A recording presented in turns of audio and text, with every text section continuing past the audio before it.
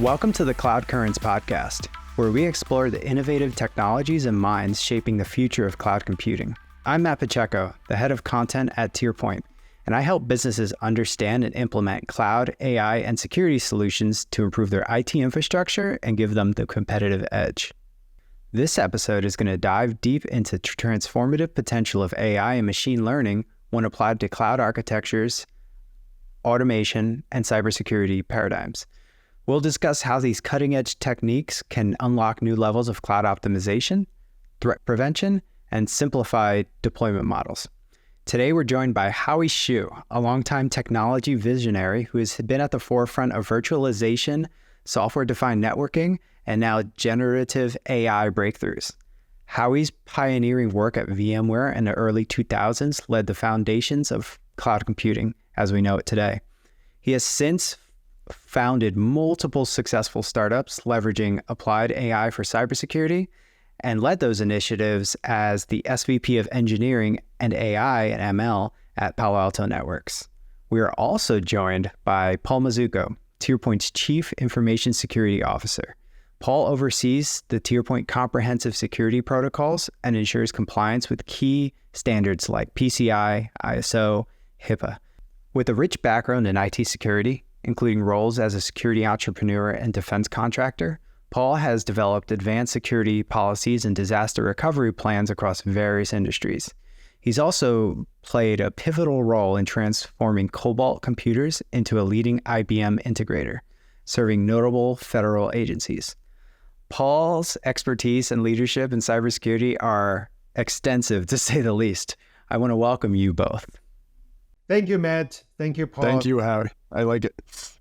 Cool. So Howie, tell me a little bit about yourself and what you got you started in your career in cloud. Sure. I started a cloud before, there was such a word, cloud, right? Like you mentioned in the intro, I was doing virtualization, VMware, 20 some years ago. It's fair to say that a cloud wouldn't have happened without virtualization because the physical machine was too much, to do cloud. So you have to jam a lot of the workloads together on one physical machine, oftentimes, not always. So I was one of the very early guys at VMware. I started a VMware's networking team and, did a software-defined network. And after VMware, I did other startups, in software-defined network. And then I ran cloud networking at Cisco. So I've done a bunch of the cloud and the networking and the security stuff. And then in the last decade or so, I've been, doing a lot of how to apply AI machine learning technology to the cloud, to the cybersecurity, to a variety of use cases. So that's pretty much my background, right? First, 17 years or so doing cloud infrastructure, and the last 9 years or so doing AI machine learning, but with the infrastructure security as the key use case. Excellent. And what are some of the biggest lessons you took from that foundational period that still resonate with you today about like approaching new domains like AI? Yeah. So one of the things that I love about generative AI, everyone's talking about OpenAI, foundation model, how much wonderful things it can do. Sure, it can do a lot of wonderful things, right? One of the things from my point of view is very much like, the cloud and then the value of the virtualization. You probably wonder how and why, right? So if you think about the virtualization cloud, it is really about pulling a lot of resources together. And from that point of view, from that point on, it's much easier for you to stand up a machine, stand up a workload, and then you can go things left and right. If you kind of manage individual machine individually, it's much tougher, right? So you centralize it first, you kind of pulling the resource together. It's hard, but once you put it together, it's so easy to do the rest. And if you think about the latest breakthrough of the foundation model of the generative AI, it's actually very similar because you probably heard, right? It would take months and months to train a OpenAI model, right? Sometimes 3 months, 6 months, or potentially longer. So to me, it's kind of almost like pulling the training resources together from that point on, it's actually much easier, relatively speaking. Nothing is easy, but relatively speaking, it's much easier for you to do individual AI tasks. Sometimes, for instance, I'll give a concrete example. In the past, we do sentiment analysis, right? You would have a data engineer, getting a lot of the data together, label it, and then you have data scientists to train a model, and eventually you have a sentiment analysis model, and then, you can do interesting things, right? But now you have the foundation model. It would take months and months to build it. And then to do sentiment analysis, it's actually only prompt engineering would get you to do that, right? You can just pass the sentence over and then say, hey, here's my definition of the positive and the negative. And then you tell me for the next 100, 1,000 sentences, are they positive or negative? So to me, it's kind of the pre-training or the AI foundation model is a very, very much like, you putting all the resources together. It's tough initially, but once you have done that, it's actually much easier to do the individual task. In this particular case, individual AI task or machine learning task, like sentiment analysis. Excellent. And we'll jump into exactly why we're here today for cybersecurity, cloud, and AI. My first question about tying these things together is, how do we see AI impacting cybersecurity, AI machine learning? Like, what are the opportunities there for businesses to be using this technology? So I'm happy to take a lead on this. I would love to hear how, Paul, from a practitioner's point of view, what you think about it is this too.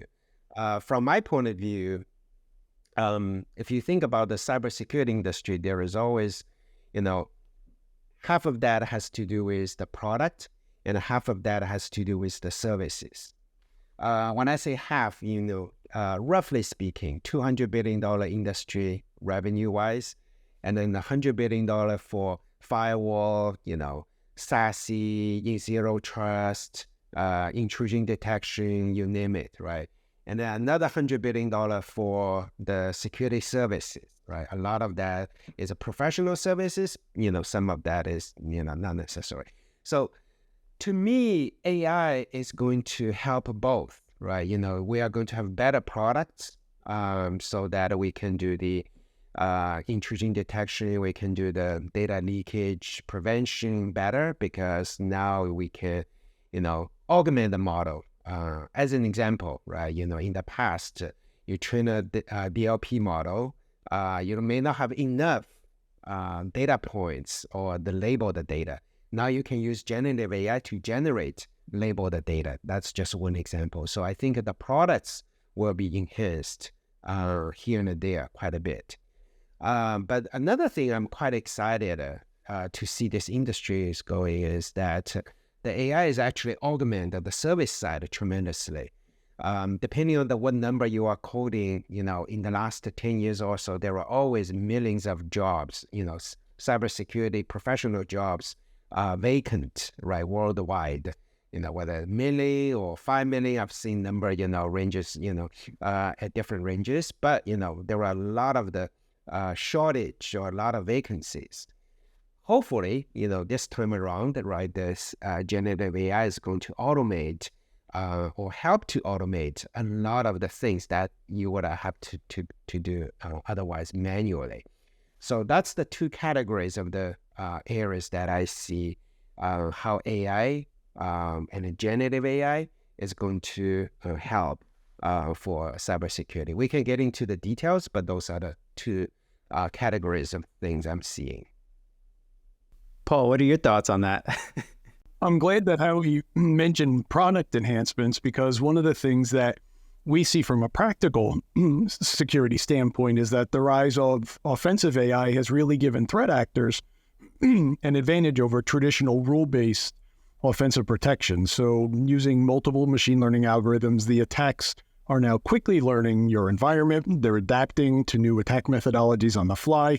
And these hacking consortiums are now operating under an affiliate model, and they're very well funded. So having advances for defensive methodologies that doesn't just rely on threat signatures, but actually applies machine learning and autonomous orchestration is going to give companies like TierPoint and everybody who's looking at this defensive methodology a much higher chance to defend against the speed and scale that these modern attacks have now reached.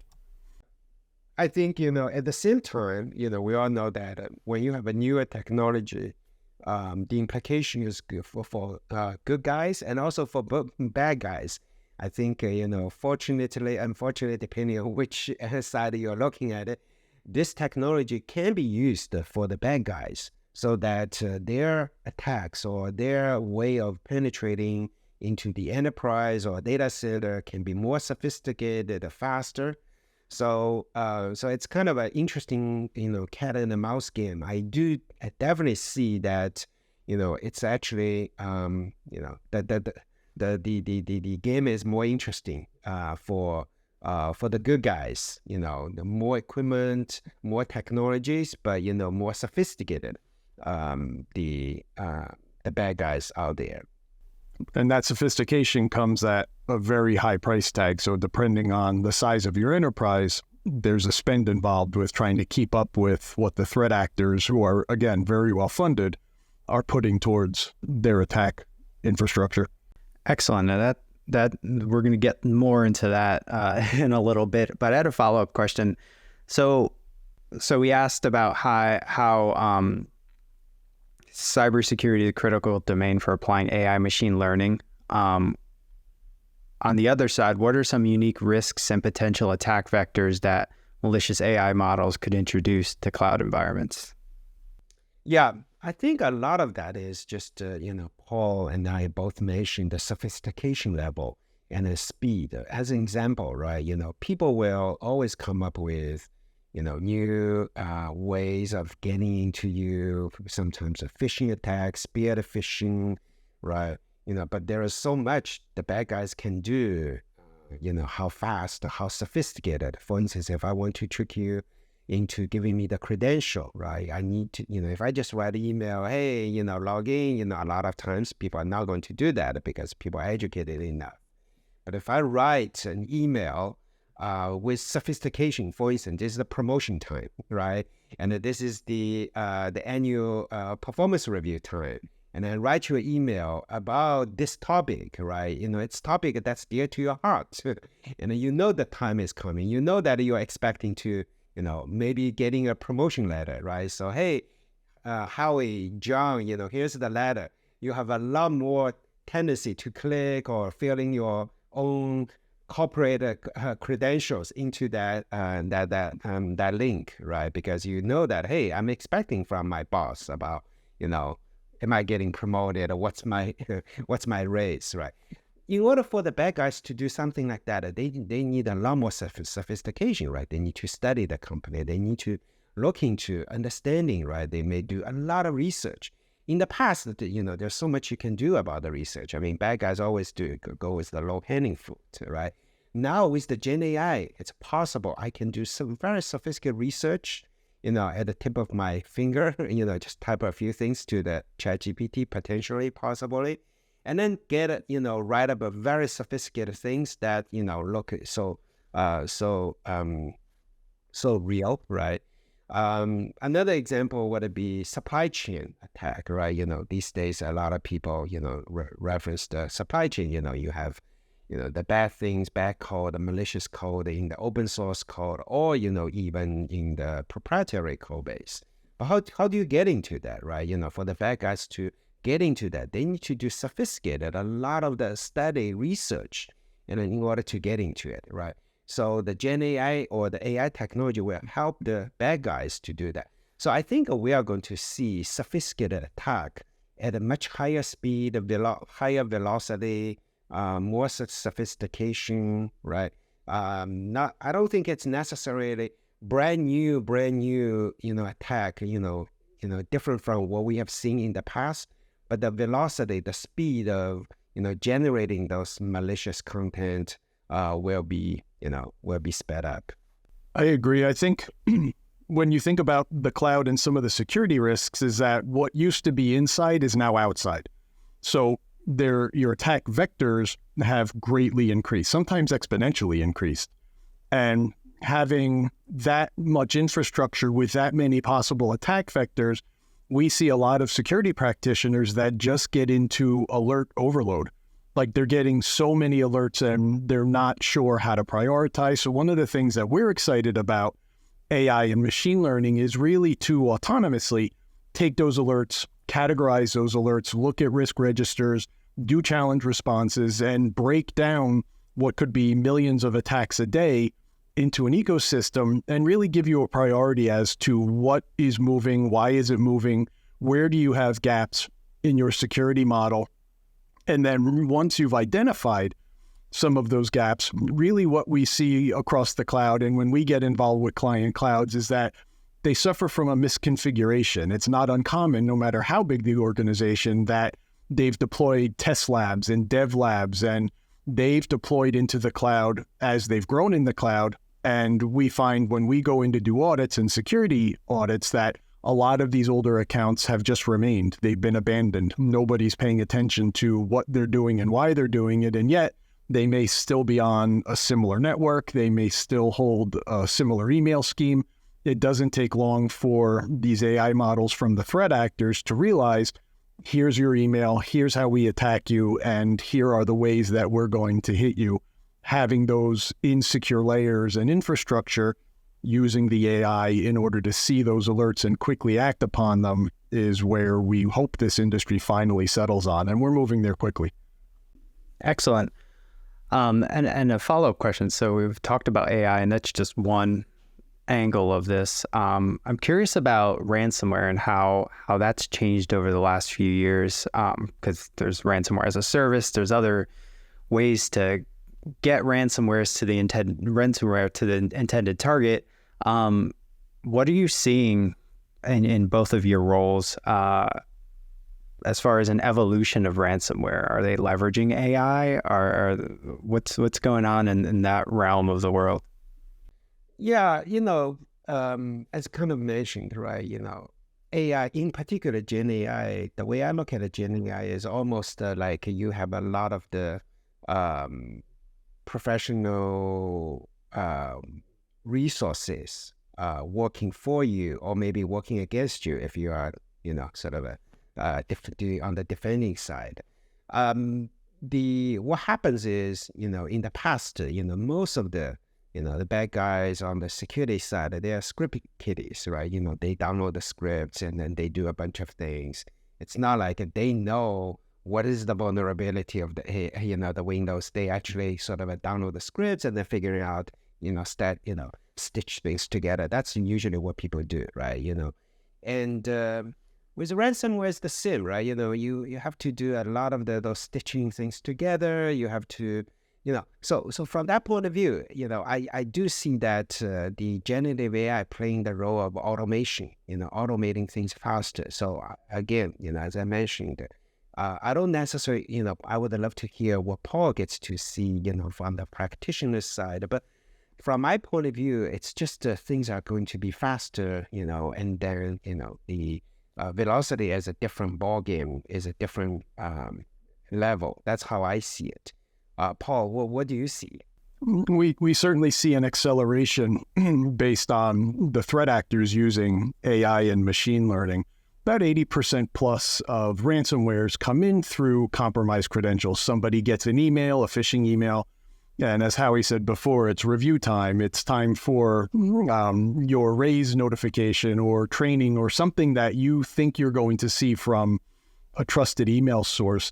Used to average about 6 months and a couple hundred hours worth of email testing to try and come up with scripts that were very human readable and that looked like they were generated from someone who actually had authority within an organization. Now with AI, these affiliate groups can run millions of simulations in a couple hours, and it reports back to them that these 4 email chains or these email scripts are going to have the best chance of not only making it through a secure email gateway, but they're going to have the best chance on having somebody click on it. And unfortunately, as Howie said, give your credentials because it's something that human nature, we want to please somebody or we want that reward.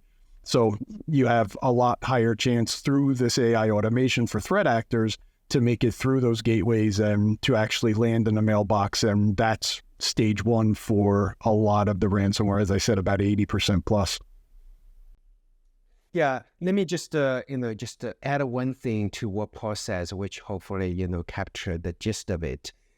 So what happens is, in the past, you send a script, you send some, something, and then that's one size fits all, right? Hopefully one of the victims will become the victim. But what happens now is with the Gen AI, it's a lot easier to do personalized, contextualized attack because, the saving of the, all the research work you have to do, all that kind of thing. So the personalization is a big deal when it comes to, both the offense side and the defense side. So I think that's what's happening. A lot more personalized attack, a lot more personal contextualized, whether in the context of the malware, the ransomware, the, phishing, a lot more contextualized. I think you're right. And I think that context is, again, what plays on human behavior and gives you, again, that much higher chance of actually getting a hit and having somebody click on that unfortunate email and enter credentials. So we talked a lot about the threats, and you got into a little bit of where I'm going. What are some proactive steps that companies can take to reduce the threats on their or infrastructure, and raise their cloud security posture? What are some steps they can take to improve their security posture? Well, one thing, that has been true for the last 2 or 3 decades, it's never about one solution, one layer of defense. It's always about multi-layer defenses, right? And in the last few years, companies like Zscaler, Palo Alto Network, and the many vendors started doing the zero trust, right? Architecture, that sort of thing is very important for the cloud. And in the context of the AI, right, I think people need to look at the AI-aware security products now, meaning that in the past, the intrusion detection is about pattern matching certain things. Now, you may need to be aware that, this is actually a Gen AI solution. Not to say Gen AI, the destination is good or the bad, but you need to be aware of that, right? Because there could be, prompt security, the prompt attack, right? Those kind of things. So essentially more AI aware solutions, I think that's needed. So we have been talking about layers of defenses. This is almost, we need to add a few more layers of defenses. And unfortunately, those solutions are kind of maturing. And that's what's happening. Yeah, on the application side, we see a lot of companies moving towards defensive products, as Howie said, that not only give you a good defense in depth, but we're moving away from the standard age-old signature-based protections. Signature-based protections now just don't keep up. You need to look for anomalies, and you need to look for pattern differences in order to have a protection infrastructure that even has a remote chance of keeping up with the volume of attacks and the types of attacks that are being generated today by the modern threat actors. Excellent. And that leads me to my next question. This one's a fun one. If you had a magic wand, what's the one massive change or investment you'd make to the cybersecurity ecosystem to set businesses up for success in all these turbulent landscapes? Magic wand. I want a few magic wands. But if I only have one magic wand, right? From my own point of view, the security is always about product, process, and the people. If I have one magic wand, I want to stitch them together tighter, meaning that it's not just about better security products. It's also about, better people awareness and then better process and how to stitch them together I think that's a challenge for a lot of the enterprises. That's part of the reason that I think there is a rise of cloud rise, rose for a lot of reasons. But one of the reasons is, look, security, at the end of the day, it's too hard, right? Some people just say, hey, I just give the security protection to someone else so that they manage it, so that they will update the rule, they will manage the product, they will make sure that, there is the right people, right culture, right process there. That's a way to think about it. There are many other ways to think about it. So I'm just thinking that, how to stitch those stakeholders together tighter is going to be very important. I would like to have one magic box that automatically does micro-segmentation of all my network infrastructure, automatically applies patches across an infrastructure. I want to take away as much of the human element as possible, because that is where the monotonous work happens and the work nobody wants to do. As we move into containers and infrastructure as code, and these things are becoming easier and easier and more intuitive, I would just love to have that, boom, here you go. You put in this device and now all of your networks are micro-segmented. So if one network does get compromised, it's one box instead of 400,000 boxes across a large ecosystem. So Paul, you don't really need a magic wand, AI gives you everything. No, I'm just kidding. AI doesn't give you everything you need, at least not today yet. But that is the hope, right? A lot of things in the network will be more self-healing, right? When you see the alerts, it will give you, hey, why do you see the alerts? Or in the other magical way, right? But yes, you need a magic wand. I'm hoping. And if you make that, send it to me, please. I'll beta test it. Okay, cool. Yeah, we need some magic wands for you guys. So with that, where do you guys see all of this going in the next 3 to 5 years? Like, where do you see the impact of this change in the cybersecurity landscape, this change in AI and cloud computing? What do you see happening in the next few years? So, personally, I've been in the cybersecurity industry on and off for more than 20 years, right? The technology, a lot more sophisticated technology, came and then matured, virtualization, cloud, AI, and then there are a lot more than that, right? Software-defined network, software-defined security, so on and so on. But one thing that doesn't change is, it is almost an evergreen industry, because, it's a cat and mouse game, right? We have a better technology for the good guys, and then we have a better technology for the bad guys, and then sort of we figure out a way to zero trust, is a wonderful architecture, right? It's going to prevent or slow down a lot of the attacks. But guess what? Bad guys will figure out different ways, right, to get in. As a security industry person, I don't think we are going to solve this problem. We are going to solve the problem we know today. And I'm, also excited to see what's the next new problem, and then it's going on and on. That's sort of how I see it. So if you ask me where it's going, it's continue its evergreen path, right? It will continue its, new threat vectors, new attack surfaces, right? Today it's about AI, how to deal with the AI, things. Next, we'll see new things, right? Who knows, right? Quantum computing, maybe a decade from now, or so on and so on. So there are always new things. So we're not going to run out of excitement.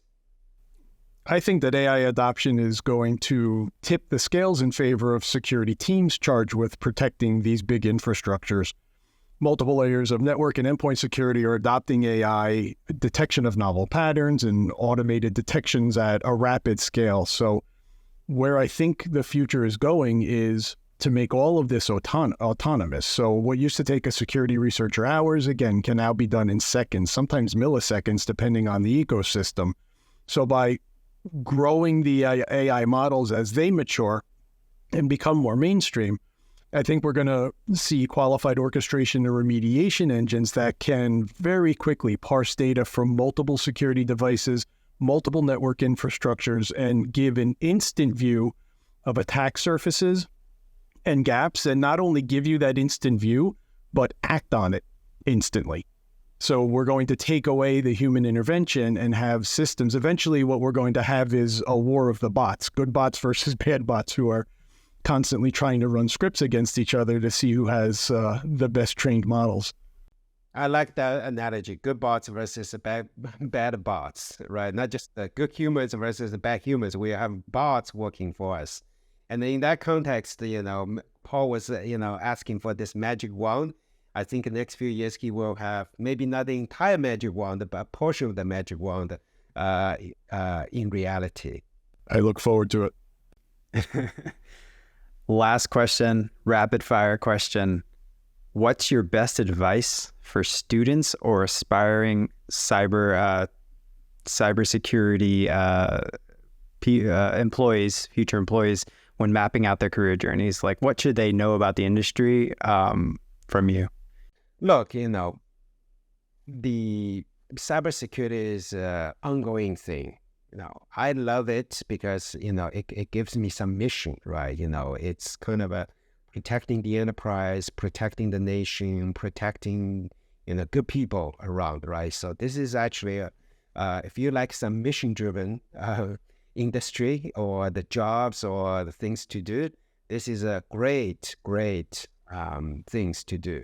So that's number one. And then number two, if you're a problem solver, if you like to solve the problem, you are never going to run out of the problem because there will be new problem after another.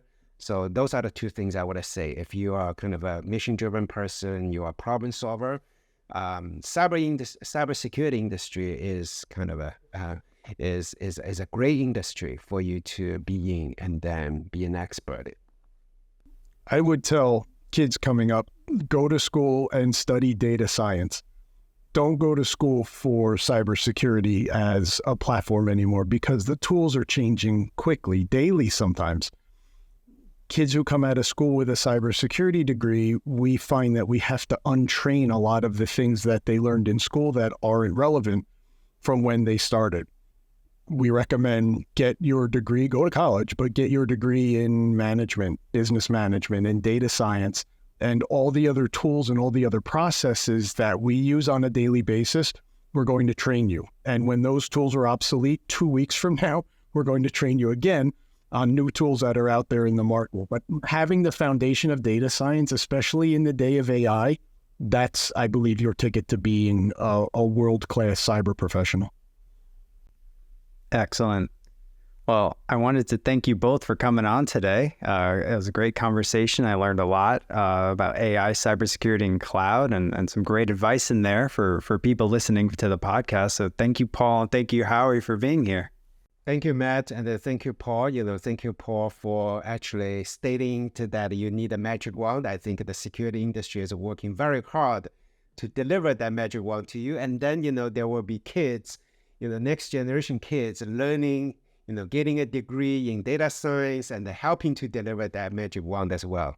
Thank you for letting me be a part of this. And Howie, I'm honored. I am the beggar at the feast for the work that you've done. So I appreciate this very much. Thank you, everyone. Thank you. And thanks, listeners. Stay tuned for another episode of Cloud Currents. See you soon.